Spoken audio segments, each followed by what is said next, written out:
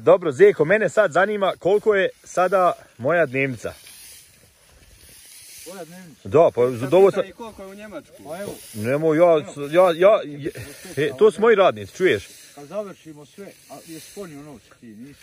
Jesam, ponio sam. Daći mi 500 eura, ti meni. Dobro, za ove instrukcije, jel? Ja. A šta veliš na ove što...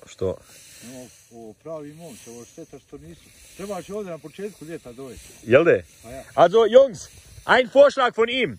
Nächstes Mal kommt ihr am Anfang des Sommers. Da ist mehr zu tun. Ako na početku ljeta, onda ćemo reći jesti mladu jagnjetinu, telecinu, to, potivit ćemo sam da radimo. Ja, es gibt junges Lammfleisch, junges Rindfleisch. Ja. Ako nisu vegetarijanci, jesu, nisu.